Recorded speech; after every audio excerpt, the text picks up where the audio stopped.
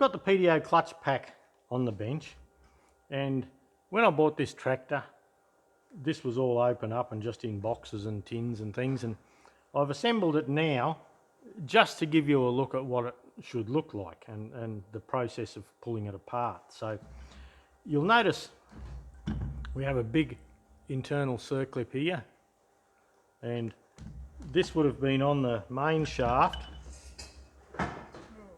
and to get that off, this shaft would have been up the back of it there with the PTO, and there would have been a snap ring here that had to be undone, and then this shaft would have stayed back with the PTO brake, and you would then have that on the bench. Now, to get that out, there's a big gear on the outside here. You can't get it out without undoing the Allen screws. I think they're 8mm from memory. That's just me dropping that shaft. I think an 8mm Allen head fits them, but you have to take that gear off, undo that circlip, and then the shaft will pull out over the PTO drive shaft there, or the PTO brake housing shaft. Now, there's a gap here, and you'll notice quite a bit of gap from here to here. Now, this is on our 1640, which is about, what are they, 70 horsepower, something like that. And this has 8 PTO clutch plates in it.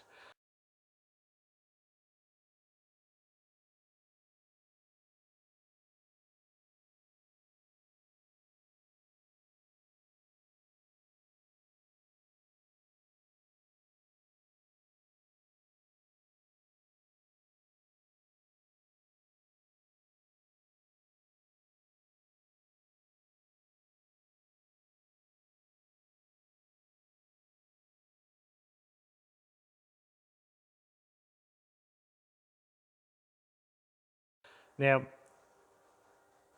the clutch looks exactly the same on a 3140, 3350, things like that, but they have 10 plates in them, and you may notice that the circlip is a bit closer to the edge here. Just a little bit, enough to fit a couple of plates.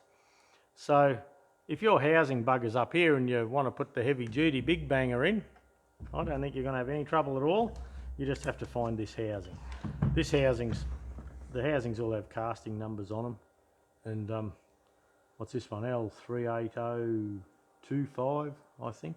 Anyway, that's not important to what we're doing here today. Just a bit of sideline crap. Okay, now to get this pack apart, we have to undo this circlip. Now I'll just get a screwdriver ready. Now these have a bit of tension on them, and my circlip pliers are really barely big enough to do the job. It's a boy doing a man's job, I'm sure. I might just tighten that up a little bit.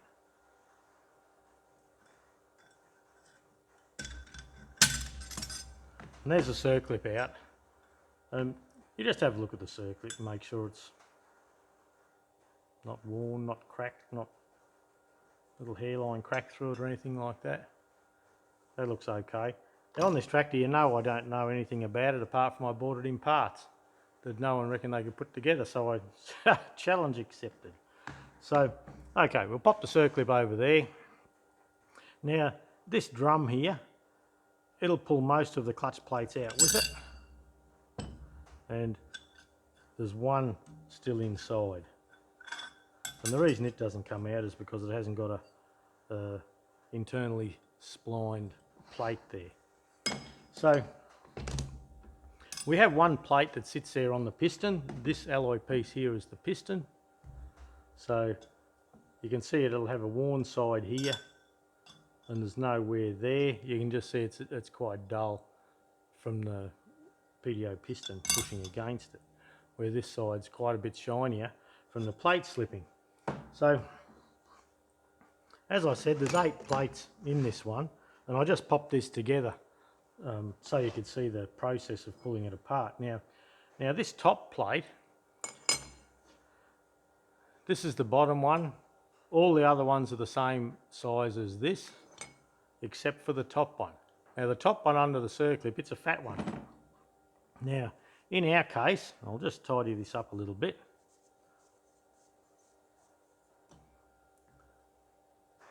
In our case, that's looking good. When we turn it over, see all the galling there? That's because the plate that went against it was probably one that looked something like, oh, I think I saw one in here somewhere. Here we go. Something like that. So that's been metal on metal and just chewing away. There's nothing wrong with turning that over. Now, originally, you'll notice there's a slight curved edge on the top here, and it's a sharper edge at the bottom. So they had the sharper edge out to the circlip. But look, in reality, to save yourself $1, turn it over. No way that plate is going to push out past that circlip. It's just not going to happen. So save yourself $1. Instead of putting a brand new one on there, catch up with it by flipping it over. Now, you could chuck that in the lathe and take a little bit off it. Be very careful doing anything like that as you bugger up your pack height. So the top one comes off. We'll set that over there with the circlip. Now all these other plates should look nice and full of linings, but they're not. I'll move that over there a little bit so we can have a bit of space on the bench here. These plates here should all look like that. So they're a cardboard lining. They have little chocolate squares on them. Now if you watch the disassembling the PTO brake video, you'll notice it had a brown lining like this with chocolate squares, and I may still have it here. There it is. Now you can see the colour is very similar, but you notice the difference in the squares. So if you end up with a heap of linings that are on your suction screen that are just tiny little squares like that, what, 5mm? Well, you can be pretty sure it's either your high-low pack or your PTO clutch plates that have let you down. So once again, same as with the PTO brake, the linings came off, we believe because of excessive moisture. I have had remarks about wrong oil. Could be right. I find in our area it's moisture. Anytime we have the linings lift off, it's moisture. And we know they're not worn out. Now, this one is only worn in a slight little bit here. But when we turn it over, there's very little wear there at all.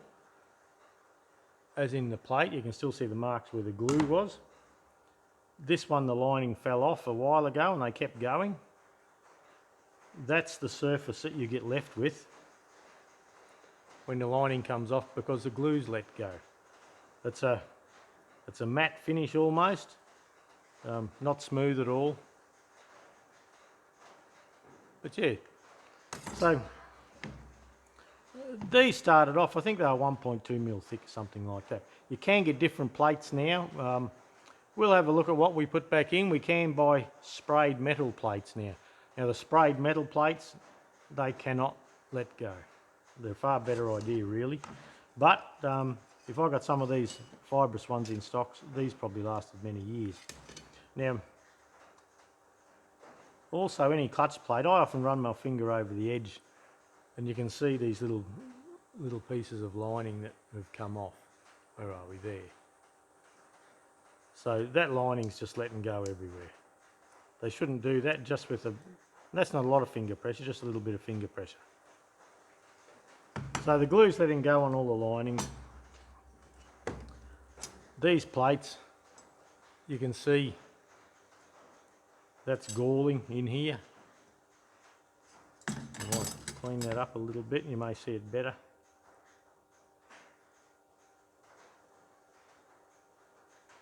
You can see the shiny outer edge and the dull inner.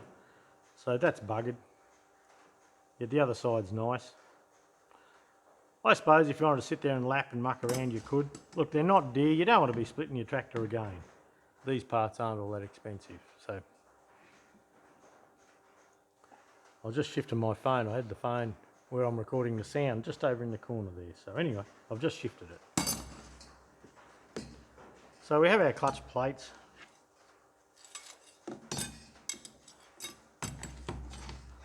So we have 8, 1, 2, 3, 4, 5, 6.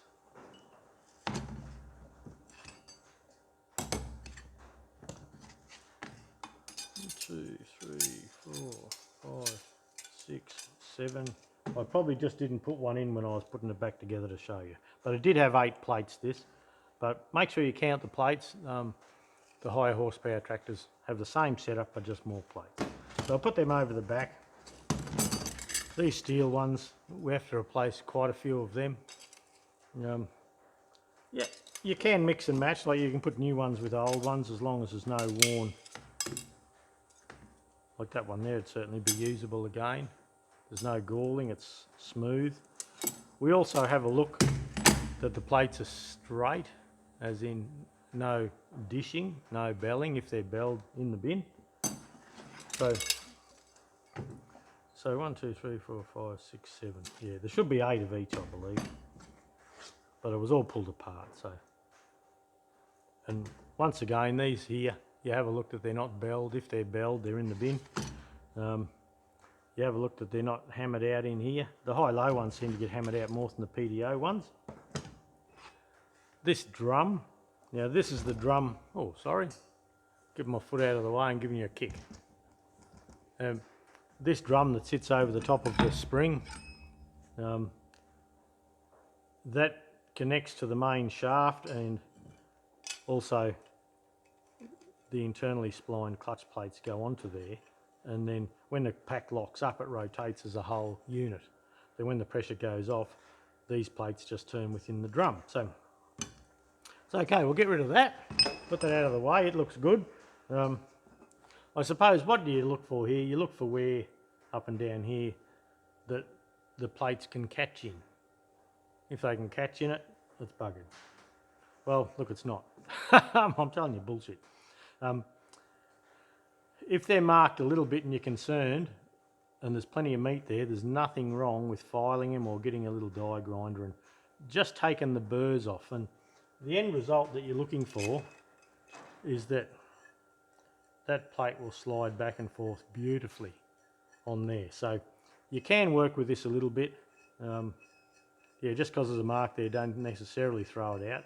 If it's just 1 or 2, and you can deburr it, go ahead, deburr it. You won't do yourself any harm.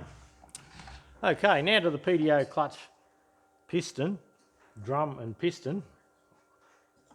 Now for those of you who haven't gone and watched the video on how to make the little tool to do the clutch packs, go on, get over there and have a look. You do yourself a favour and make one. So with this clutch pack here, we just put a washer of some sort up the back of it. In this instance, I'll use the fat one.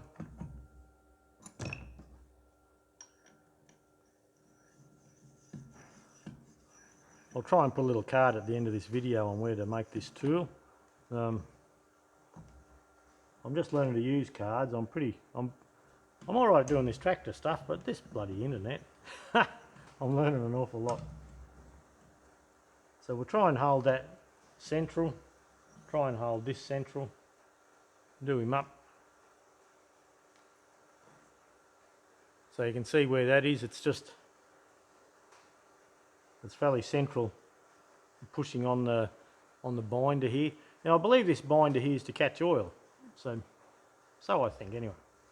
I think that's what I've been told. So look, we just tighten this screw up here now.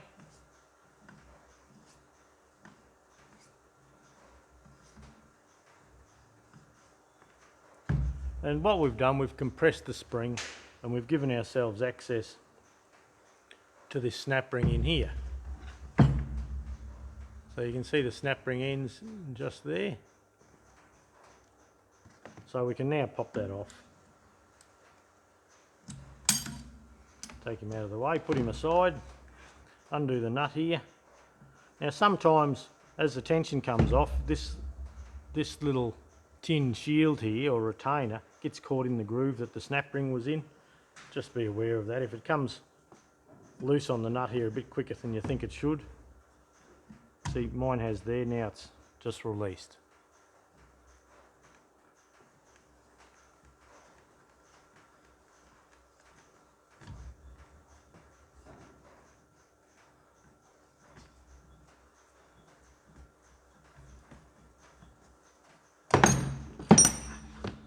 Right, we'll pop that out of the way. We'll take this out, put it out of the way. And what we have is the spring and the retainer. We look to make sure the spring looks healthy. And what happens is when this retaining ring, or when the snap ring is down here holding it all together, and the spring tension there, this retainer actually holds a bit of tension against that snap ring and helps keep it all true. So look, that's okay, we'll pop that aside out of the way. Now the PTO piston here, it's got a rubber ring, an R39304 inside, but it's got a cast ring around the outside. And you can blow them out with air, but I never like to. I always feel that they come out too quick and they're a bit dangerous, so I never told the apprentices to blow them out with air. But if you can't just pull them out, pop them on a bit of wood and just give them a couple of bumps.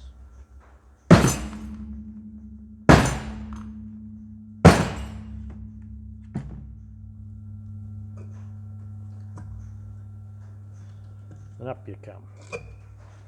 Now the piston ring will always want to get caught in the circlip groove here.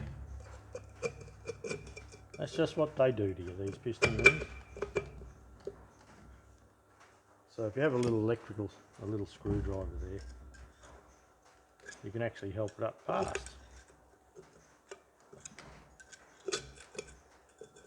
So there's the ring locked in. So if we just, a little bit of pressure up, and there we go. So there's milky looking oil in there. This is our steel piston ring. That looks fine. I doubt there'll be anything wrong with that. The test for that later on is down in here. You get it level and as level as you can, and then you look for a gap, and look at that, that's just, you're flat seeing it. Nothing wrong there at all. I think the main reason this tractor got stripped was because of the water in the linings, and then the story is John Deere wanted 15,000 to put it together, but I've never seen that quote. That's just the story they told me, so I don't know if that's right or not. Okay, now in here we'll have to clean all this out, but then in here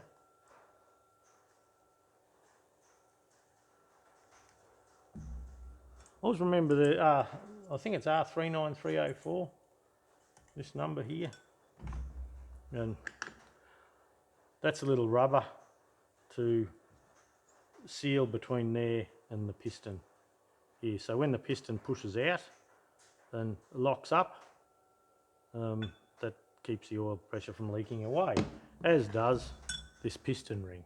So you have a cast one that's, if you've just dropped the linings like we have, chances are all these cast rings are going to be fine. These rubber ones, they're cheap as chips. Just replace them while you're there. Mad if you don't. So now, what do we look at? Okay, we have a look at the housing, make sure it's okay. I have seen these break from time to time, mainly in the big horsepower tractors, not these little fellas. Now, where this sits in the piston here, the piston only has so much travel, so you have to have a feel and see if there's a little groove there. And you can see the mark in this one. You can see it's on the camera there, it's lighter here, then it's darker, then it's lighter. Well, that's where this has gone back and forth. And you look for scratch marks and things like that. Look, this is fine, looks good, no problem at all. And what we're going to do is when we're going, that might give you a good look at it, when we're going back together, I get a bit of 6 or 8 or 1200 or something, and I just polish that and brings it back nice and smooth in case there is something there you can't see. So that's good. Now the piston rings at the back here, I covered this in the PTO brake part of the exercise, but we can do it again just in the clutch part. Now these piston rings, oh, they're not piston rings, they're hook rings, they're sealing rings. Now to get them on, you push one side in, down, then you bring the other around, and it just hooks in like that. So what we're looking for here is that these are not sloppy in the groove, and because this sits out hard in the housing and the clutch pack actually turns inside the ring, while they're new at least, you look for side movement there, and we just have nothing in this. You can see the shiny section here and the dark section there. The dark section is the piece that that sits proud of the housing here, and when you centralise that, you'll have that millimetre or so of dark around the outside, so nothing to it. Have a look at those rings. If there's any side movement, you can, and I have done it, you can braze. I brazed them up because it's cast. Just my choice, there's probably better ways of doing it, but I have brazed these up, got new rings, and give myself half a thou, and just plunged them with a part off tool and redone these grooves if I've had to. Sometimes parts are very expensive, and a little bit of time spent on the lathe or doing that can save you a lot of money. So I have done that on high-lows and things like that. Brazed them up. Look, probably cast welding is as good as any, but I'm just not that good at that. So I've brazed them up, and I've cut a new groove and put a new ring in and saved the housing. So that's up to you. So there you go. That's all. I'll put that over there. I'll bring a bit of a display in here so you can see it all at once. I'll get good at this one day. And look, they're all the parts to your PTO clutch pack. In our instance, we'll replace this little rubber here. We'll turn this over. We'll put new clutch plates with the internal spline in. We'll put new clutch plates with the external spline in, new steelies. Then when we get it all together, the fun part is getting this housing here on the bench here, and we can actually blow air up here, and we can actually test our clutch pack. We can have a listen and check for leaks, make sure the pack's coming up nicely and drop them back. But we'll cover that on the assembly of the PTO clutch plate or clutch pack. This is just a video on how to pull it apart, and once we get to putting things together, we'll cover that a little bit differently. So there you go, pulling apart a Mannheim PTO clutch pack.